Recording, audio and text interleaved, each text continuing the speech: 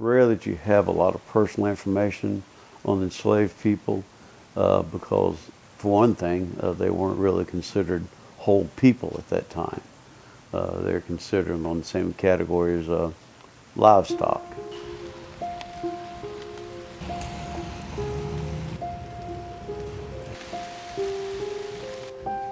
Where do you think all this money, it's a lot of money, where do you think all this money came from?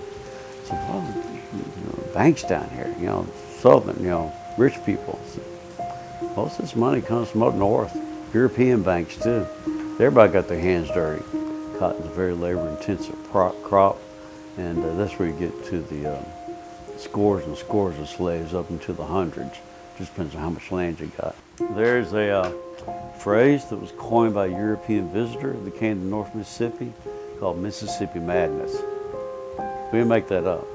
That's his phrase. We're finding that the smaller cottages that are in town, the little 3 and 4 room cottages, not the big houses, but the small cottages, they generally had from 1 to 3 enslaved people there. So you figure a yard person, a cook, and someone took care of the house. There's a reason why the slave quarters, the kitchen, all the structures that the enslaved people worked out of were behind the big house. Those were all domestic things going on that you did not want out in public view. You got chopping wood because, this is a wood heated house. There's let's see, 1, 2, 3, 4, 5,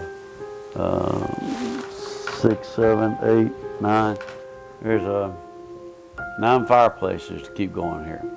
People do not like their Gone with the Wind story to not be such a nice, tidy little story that they've been telling all their lives, or they've been told all their lives. I will say that any historical person, site, or event that you want to study, and really study thoroughly, you get down to the bottom of it, you really look at it, open it up, look inside, look underneath. Rarely is it going to wrap up nice and pretty with a calico bow. It's going to have some seamy sides to it.